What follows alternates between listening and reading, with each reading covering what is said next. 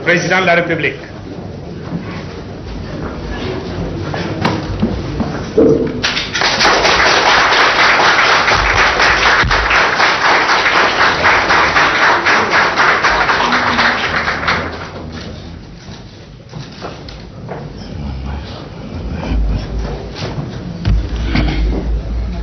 Mesdames et Messieurs,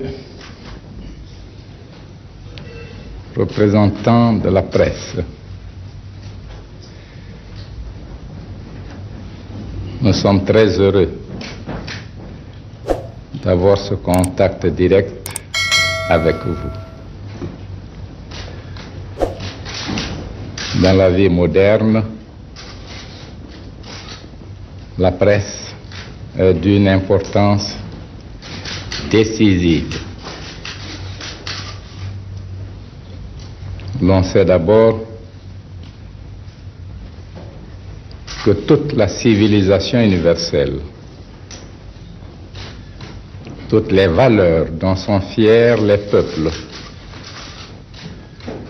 résultent de l'acte de communication entre hommes et hommes, entre peuple et peuple.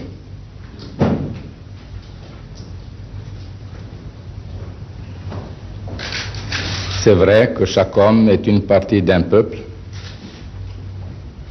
et chaque peuple est une partie de l'humanité.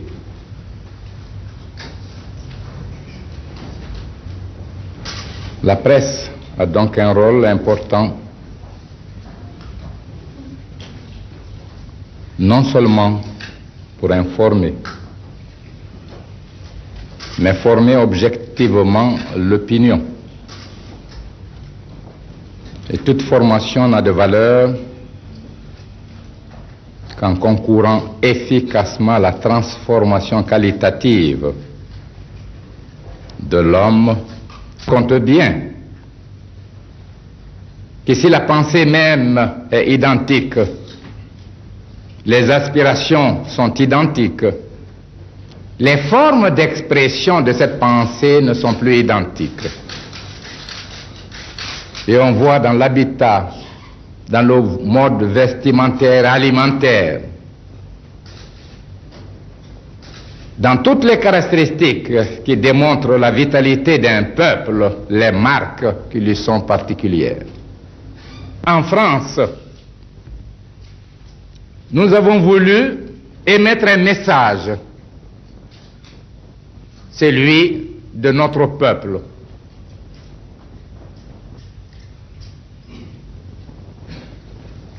Ce message comporte l'expression d'une volonté résolue de coopération. De coopération sur la base de l'égalité et dans la dignité. La Guinée, dans l'histoire, a connu une éclipse, celle qu'a représentée la domination qu'elle a eu à subir pendant une soixantaine d'années. Et depuis le 28 septembre 1958, la Guinée s'est engagée dans la voie d'une indépendance nationale, d'une souveraineté nationale. Un premier phénomène que l'opinion française ignore, c'est que celui qui vous parle a subi le fait colonial. Ses deux grands-parents, paternels et maternels, sont morts en exil. L'un au Gabon, l'autre à Madagascar. L'opinion française ignore un autre fait historique. C'est que l'Almami Samori Touré, empereur de Guinée,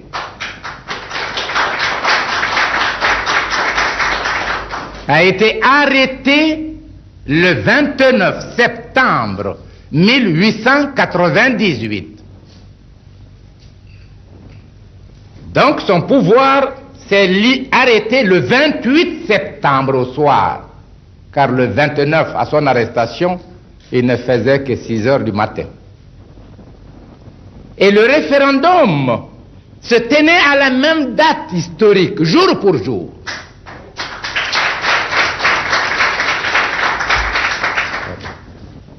Coïncidence qui n'a pas de signification pour les autres, mais qui pour la Guinée a une profonde signification. Et c'est pourquoi le 28 septembre, unanimement, le peuple guinéen s'est prononcé pour l'indépendance. Comme vous le savez, il n'a pas tenu compte de nos aspirations. Et la Guinée a été, par ma voix, amenée à dire que tous les peuples approuvent ce projet. La Guinée, quant à elle, le rejettera. Que dans le texte de déclaration de l'indépendance de la Guinée, la France a eu une page d'honneur. Vous pouvez relire les textes. Hommage a été rendu à ceux qui ont eu le courage de nous consulter sur notre devenir, à la réalité guinéenne.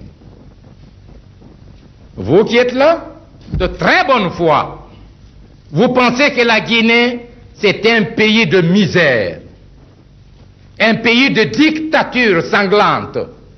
Des hommes sanguinaires sont là, ne buvant que le sang de l'homme. Aucune démocratie. Voilà ce qu'on vous dit. Si vous pouviez être instantanément sur le sol de la Guinée, dans n'importe quel village, vous comprendriez alors le rôle nocif joué par certaines presses. Mais j'ai toujours dit, étant journaliste moi-même, depuis 1945, je dirige mon journal. Étant écrivain moi-même, le 28e tome des œuvres du parti sortira ce mois-ci, à la date du 28 septembre, intitulé « Les exigences du développement historique ». Je comprends comme vous que la presse peut servir la cause de la nation comme desservir cette cause. Pour servir la cause de la nation et du peuple, il n'y a qu'une seule voie, celle de la vérité. Et la vérité traduit l'attitude de dignité de l'écrivain.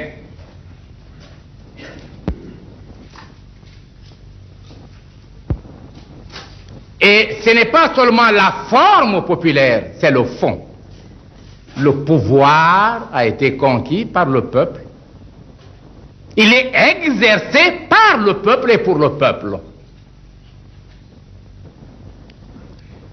La Guinée est structurée en 4 échelons du pouvoir. Chaque village est un pouvoir révolutionnaire local, disposant de tous les attributs du pouvoir, exerçables sur le territoire villageois.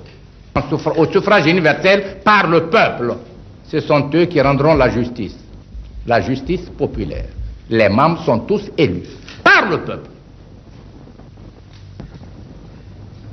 Il en est ainsi des régions. Nous en comptons 33.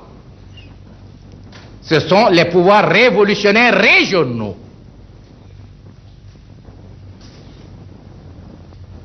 Tous les cadres sont élus au suffrage universel. Les juges sont élus. À la base, au village, à l'arrondissement, à la région. Le pouvoir législatif est exercé par le peuple. Chaque semaine, et c'est le vendredi en Guinée, tous les niveaux des 33 pouvoirs révolutionnaires régionaux. Ensuite, les congrès de la jeunesse du village jusqu'à l'échelon national se tiennent. Le congrès de l'Union révolutionnaire des femmes se tient du village jusqu'à l'échelon national. Le congrès des syndicats, au niveau de chaque village, il y a un comité local des travailleurs qui comprend des sections compte tenu des branches. Au niveau de chaque arrondissement, il y a s'exprime dans la parfaite harmonie entre ce que l'on dit et ce que l'on fait. La dignité s'exprime dans l'exercice de la responsabilité de l'homme et du peuple. C'est pourquoi nos misères sont les nôtres.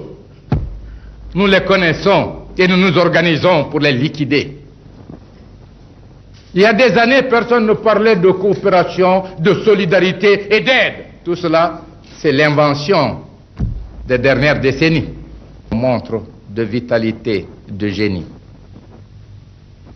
C'est pourquoi la Guinée s'est fixée comme premier objectif la réhabilitation historique. Indiquer qu'il n'y a pas un schéma universel pour l'évolution. Ils ont tous été invités par la force à rejoindre la France sous peine de perdre leur nationalité. Une grande sommité du savoir, c'est le professeur Suré Canal, que vous connaissez, qui a appartenu au comité central du PCF, ami personnel, qui dirigeait une école normale supérieure. Il a été menacé et il a été amené à nous abandonner pour rejoindre la France. Nous étions obligés de demander aux amis soviétiques, polonais, vietnamiens, enfin des différents pays socialistes. Nous leur avons demandé de nous envoyer des professeurs qui venaient apprendre le français d'abord en Guinée avant de commencer à enseigner les sciences. Même les manuels d'enseignement, on nous les refusait en France. Lorsque nous faisions une commande de manuels, la commande était rejetée. Ce ne sont plus des différences de degrés, mais bien des différences de nature qui la séparent de la Guinée d'hier. Et c'est pourquoi en venant ici, nous ne devons pas vous cacher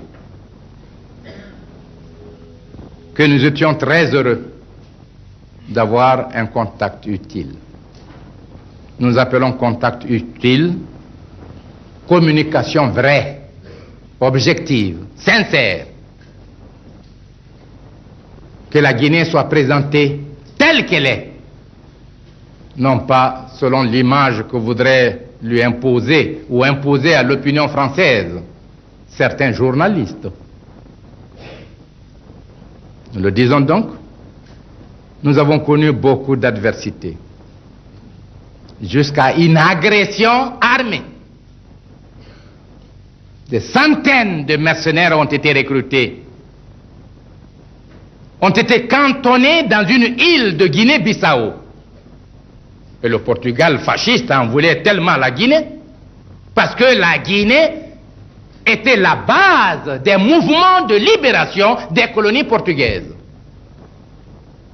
Les cadres du Mozambique, ceux de Sao Tomé-Principe, ceux de Guinée-Bissau et Cap-Vert, ceux de l'Angola se trouvaient en Guinée, à Conakry, à la faveur de l'indépendance guinéenne, où ils se sont constitués en parti de libération, en mouvement de libération.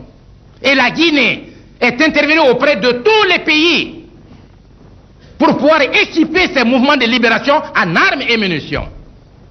Et la Guinée était présente sur le front, à travers ses forces militaires, pour appuyer la lutte de libération. Que le Portugal fasciste veuille détruire la Guinée, rien de plus normal. Mais c'est que le Portugal n'était pas seul. Il avait beaucoup d'autres alliés plus puissants qui ont contribué à la conception, à l'organisation de cette agression dont notre peuple a été victime. N'aura à juger les mercenaires et complices. Mais le peuple de Guinée doit les juger. Ainsi, pendant 8 mois, c'était le procès des mercenaires. Les dépositions des mercenaires passent à la radio pendant 48 heures. Elle est traduite dans toutes les langues nationales. Et la presse en langue nationale distribuée dans tous les villages. pour permettre à tout citoyen de saisir le rôle joué par le dit mercenaire.